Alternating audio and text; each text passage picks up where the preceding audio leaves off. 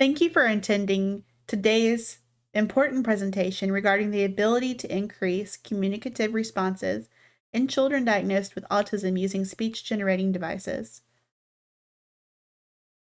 Hi, my name is Amanda Kirk, and I am pleased to present today's material to you.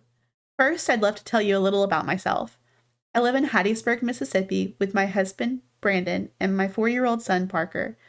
I've spent the last 13 years serving as the behavior educational consultant for Canopy Children's Solutions, where I help children ages 5 to 21 diagnosed with autism and other developmental disorders through behavior analytic services.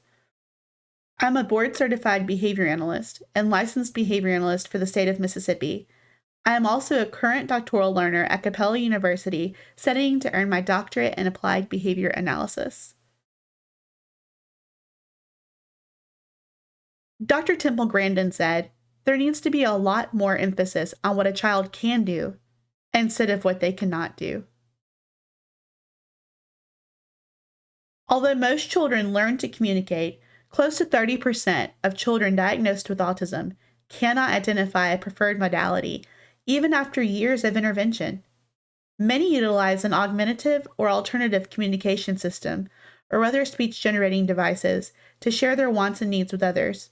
Additional communication modalities include American Sign Language, picture exchange communication systems, or gestures. Sharing wants and needs with others provides many positive outcomes, including reducing problem behavior while increasing socialization and functional language development.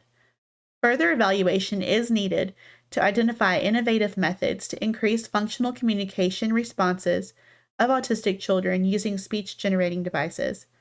Combined with applied behavior analytic teaching methods, speech-generating devices have produced spoken language acquisition for many individuals diagnosed with autism.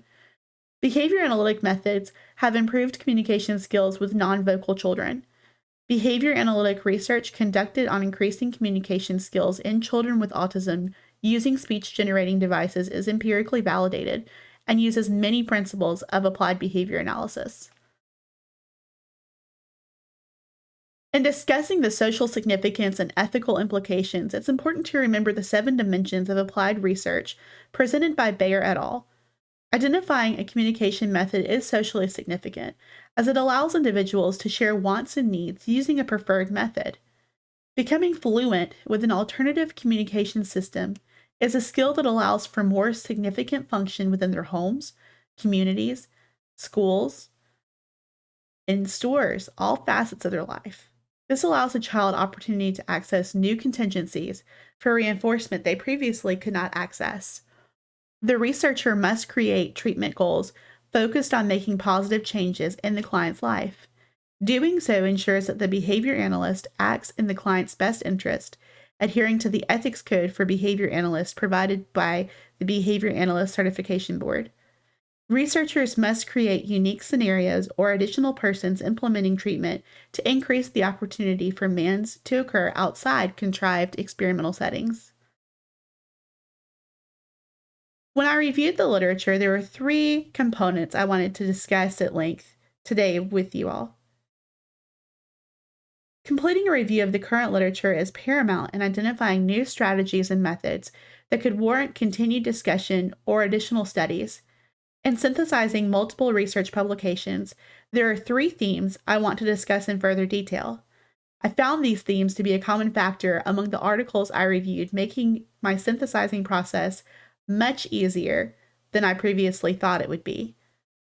The 3 themes that we will be discussing are supporting neurodiversity, alternative communication training, and evaluating prompt hierarchies in research. When we look at supporting neurodiversity, we have to remember that researchers must support neurodiversity by respecting the autonomy of the individual's communication preference and creating successful treatment intervention strategies. For some time, there has been an ongoing conversation regarding the relationship between humanism and behaviorism, and to what extent behavior analysts support neurodiversity in their treatment strategies. Many conversations in public forums regarding behavior analysts' desires to provide client-focused services grossly misrepresent the science of behavior analysis and the underlying philosophy of behaviorism.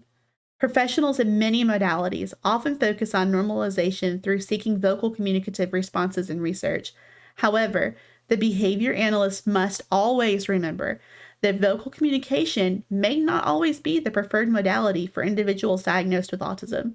Researchers aimed at increasing functional communication in autistic individuals use multiple modalities to assist in identifying a preferred communication method for participants. A review of current literature showed that researchers successfully used multiple modalities to increase communication skills in autistic children, including speech generating devices and a picture exchange communication system, otherwise known as PECS. When looking at alternative communication training, we have to remember that those implementing intervention methods must receive training on alternative communication methods preferred by clients. Saberman and Sivendi Moda focused their research on teaching caregivers to implement man training using speech-generating devices. Behavior skills training consisted of instruction, modeling, rehearsal, and feedback. While training was brief, caregivers could implement man training with their children correctly using speech-generating devices. More research should occur regarding the training provided to those attempting to increase communication in autistic people who use an alternative communication method, like speech-generating devices. I've once been told that it's like using a new language. Should not be treated like we're just using a tablet, but looked at more like learning a new language. Before implementing treatment to increase communication in autistic children using a speech-generating device, researchers should set mastery standards for clinical staff and caregivers to ensure they are familiar with the client's preferred communication method. Researchers use behavioral skills training assessments to evaluate independence at the end of BST training to determine if termination of the behavioral skills training is possible. Doing this prior to treatment implementation will improve procedural fidelity during sessions.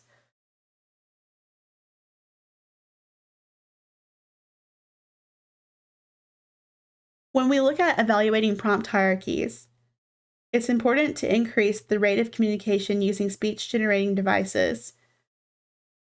Bishop et al. Evaluated the effects of adding echoic prompting to differential reinforcement. Carnett et al. Used least to most prompting to increase MANs to communication partners. Gervarder and Horan added prompting physical prompt procedure to assist in correct speech-generating devices icon press. Schillensberg et al. Provided textual prompts when teaching the man for information using WH questions. To increase independent requests using speech-generating devices, Superman and Sivendi Moda provided general verbal prompts. Went et al. Provided physical prompting during the initial intervention phase and then faded it out gradually. When used with a high rate of procedural integrity, prompts successfully increased communication using speech-generating devices. Researchers should further study which prompt hierarchy has a greater success rate for improving independent communication responses in autistic children using speech-generating devices. When we think about future research, there are 4 elements that I gleaned from the text. To be able to really further understand how we can increase communicative responses in autistic children using speech-generating devices, additional research should occur to evaluate innovative methods to increase functional communication responses of autistic children when using those speech-generating devices. Current literature indicates differential reinforcement used with echoic prompting, training MANs using least to most prompting, differential and delayed reinforcement, MAN training, and modifications to a traditional PECS protocol to include speech-generating devices were effective in increasing functional communication in people diagnosed with autism who preferred communicating through a speech-generating device. Future researchers should be careful to promote generality by providing program recommendations that can be easily replicated with multiple ages, demographics, and speech-generating devices. Additionally, it is critical that potential variables that could hinder the effectiveness of the intervention, such as previous exposure to speech-generating devices, should be monitored and disclosed as these events occur.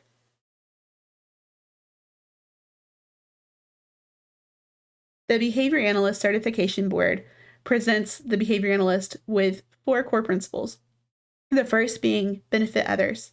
The behavior analysts work to maximize benefits and do no harm by protecting the welfare and rights of clients above all others. In future research, behavior analysts should always work toward ensuring the clients we serve have access to a preferred communication method, maximizing their rights above all others. In the end, it is not what's best for the other people involved in a client's treatment, but the client that should be heard louder than everyone else.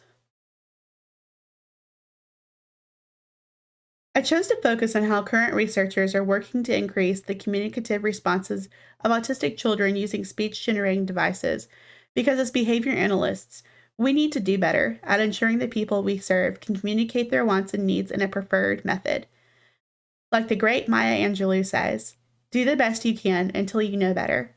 Then, when you know better, do better. It should be a top priority and desire of all behavior analysts to ensure their client's voice comes first in whatever modality the child prefers. Thank you so much for attending today's presentation on the use of speech-generating devices to increase communicative responses in children with autism. Here's my contact information. Love to answer questions. If you have any, please don't hesitate to reach out. Or if there's anything I can do to provide additional information on the research that I've shared today, I'd be happy to do so. So again, please feel free to copy down that information and love to talk with you in the future. And again, here are my references from today. And do appreciate your attendance and your attention. Have a great day.